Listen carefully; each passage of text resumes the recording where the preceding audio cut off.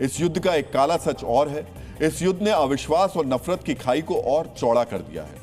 दुनिया भी बटी हुई नजर आ रही है, खुद मुस्लिम समाज बटा हुआ है और आज मिडिल ईस्ट से लेकर भारत तक जो तस्वीरें सामने आई उसमें भी ईद का त्योहार बटा हुआ दिखाई दिया।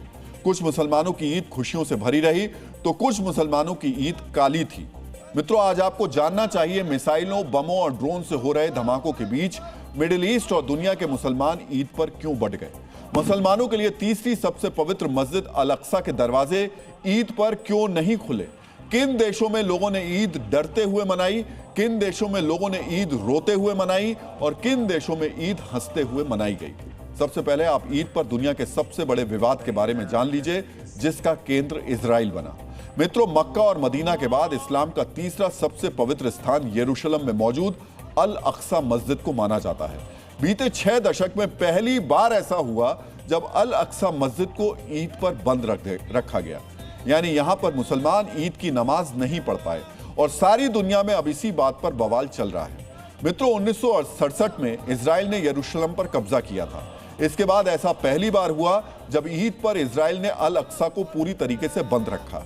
आज आपको जानना भी चाहिए मित्रों, इस वक्त अमेरिका और इजराइल से ईरान का युद्ध चल रहा है और इसीलिए इजराइल ने सुरक्षा कारणों से अल अक्सा को बंद कर दिया। मस्जिद बंद होने की वजह से इजराइल में रहने वाले फिलिस्तीनियों ने सड़क पर नमाज पढ़ी। कुछ लोगों ने जबरदस्ती पूर्वी गेट से मस्जिद की तरफ जाने की कोशिश की, लेकिन सुरक्षा बलों ने उन पर टीयर गैस फायर की। इससे मस्जिद में घुसने की कोशिश कर रहे लोगों में भगदड़ मच गई। इस वीडियो में आपको अल अक्सा के पास मची अफरा तफरी दिखाई दे रही होगी। मुसलमानों ने इसे अपनी धार्मिक स्वतंत्रता का उल्लंघन बताया। दुनिया में इसकी निंदा की गई, लेकिन इजराइल ने इसे सुरक्षा के लिए जरूरी माना। हालांकि शुक्रवार को ही मस्जिद से 400 गज दूर एक मिसाइल का मलबा भी गिरा, यानी खतरा नजर भी आया। मित्रों, आज आपको यह भी जानना चाहिए इस्लाम में अल अक्सा को पवित्र स्थान क्यों माना जाता है। इस्लामिक मान्यता के अनुसार एक बार पैगंबर मोहम्मद मक्का से यरूशलेम यानी अल अक्सा पहुंचे और अल अक्सा से उन्होंने आसमान की यात्रा की। इसीलिए अल अक्सा को इस्लाम में आध्यात्मिक यात्रा का केंद्र माना जाता था। मित्रों, शुरुआत में मुसलमान अल अक्सा की तरफ मुंह करके ही नमाज पढ़ते थे, इसलिए अल अक्सा को पहला किबला भी कहा जाता है। किबला का मतलब वो दिशा जिसकी ओर मुंह करके मुसलमान नमाज पढ़ते हैं। लेकिन आज पहले किबला यानी अल अक्सा पर मुसलमान ईद की नमाज नहीं पढ़ पाए। फिलिस्तीन के लोगों ने इसे आधुनिक इतिहास की सबसे दुखद ईद कहा, जबकि तुर्की के राष्ट्रपति अर्दवान ने अल अक्सा बंद करने के लिए बेंजामिन नेतन्याहू को जमकर कोसा। हम जहां भी देखते हैं हमें दर्द और पीड़ा, त्रासदी ही दिखाई देती है। ईरान के साथ युद्ध को बहाना बनाकर उन्होंने हमारी पहली किबला अल अक्सा मस्जिद को इबादत के लिए बंद कर दिया है। गाजा में ज़ायोनिस्ट नरसंहार का तंत्र लोगों की जान ले रहा है, तबाही और अराजकता फैला रहा है।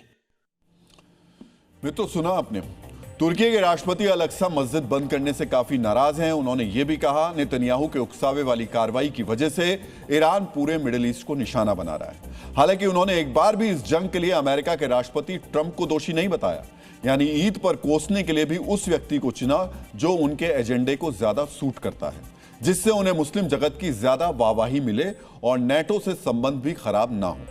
मित्रों, ईरान के लिए भी ये ईद बहुत खुशनुमा नहीं रही। तेहरान में नमाजियों ने IRGC के प्रवक्ता मोहम्मद नाइनी के लिए जनाजा जुलूस निकाला। नाइनी की मौत ईरान और अमेरिका के हमले में हुई थी। ईद की नमाज के दौरान अमेरिका और इजराइल के हमलों में मारे गए नेताओं और सैनिकों के लिए दुआ की गई। दूसरी तरफ मिडिल ईस्ट के बड़े देशों में ईद की खुशियां तो मनाई गई, लेकिन एक डर और सतर्कता के साथ। दुबई पर ईरान सबसे ज्यादा हमले कर रहा है, लेकिन ईद की खुशियां मनाने यहां पर लोग बड़ी संख्या में जमा हुए।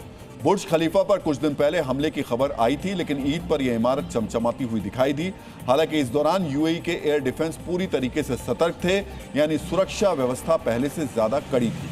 ऐसा ही हाल मिडिल ईस्ट के सबसे ताकतवर देशों का भी था, यानी सऊदी अरब, कतर, कुवैत में ईद की खुशियां सतर्कता के साथ मनाई गईं। खुले में नमाज पढ़ने पर पाबंदी लगाई गई, क्योंकि डर इस बात का था कहीं आसमान से मिसाइलें ना बरसने लगें।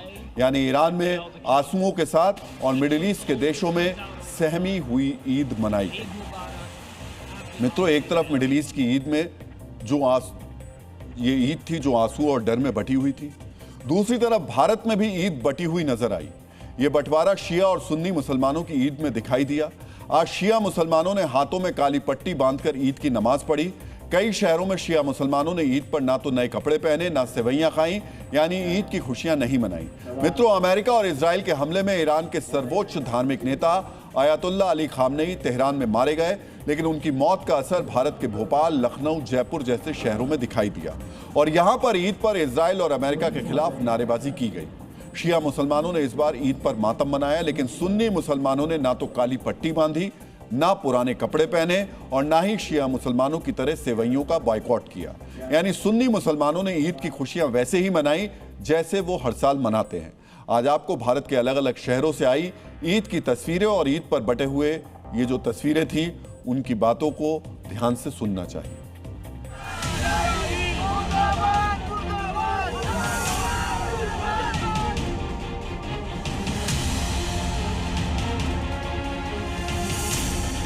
आज हमारे घर में अगर किसी घर में कोई डेथ हो जाती है, अगर कोई चला जाता है, तो हम उसका गम मनाते हैं, ना कि त्योहार मनाते हैं। तो ये तो हमारे रहबर साहब गए और जो इमाम हुसैन थी जिनकी नज़र चली है, तो हम उनका गम मना रहे हैं। तो ईद में नमाज पढ़ी, सब कुछ करी, अब जो खुशियाँ होती है, सेवई खाना, खुशियाँ मनाना, उससे हम परहेज कर रहे हैं। ये हम ईरान के गम के साथ और हमारे जो रहबर साहब खामनेई साहब गए हैं, हम उनका गम मना रहे हैं। आपकी यहाँ पर ईरान के समर्थन में और ईरान की जीत के लिए जो है दुआएं की गई है और सिया समुदाय के जो लोग हैं वो ना तो आज सिमैया बनाकर खा रहे हैं और ना ही नए कपड़े पहन रहे हैं। ईद जिस हिसाब से होना थी उस हिसाब से ईद का वो मजा नहीं आई है। 3 दिन की बच्ची, हम उसकी शहादत और हमारे धर्म गुरु आयतुल्लाह सैयद अली खामनेई की शहादत का सोग मना रहे हैं। हम ईद नहीं मना रहे, खाली हिंदुस्तान में नहीं, पूरी दुनिया में उम्मत मुस्लिमा वो ईद नहीं मना रही जो जुल्म के खिलाफ है।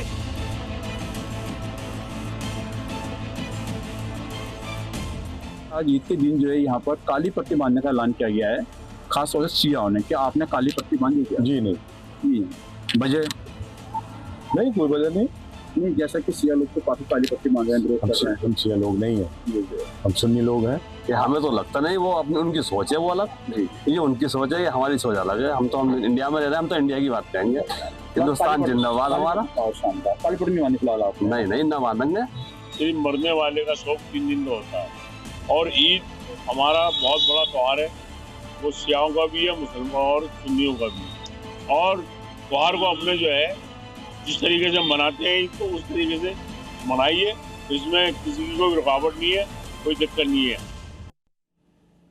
मित्रों, सुना आपने, शिया मुसलमान कह रहे हैं जब घर में मौत होती है तो त्योहार नहीं मनाया जाता, इसलिए ईद पर शिया मुसलमान गम मना रहे हैं।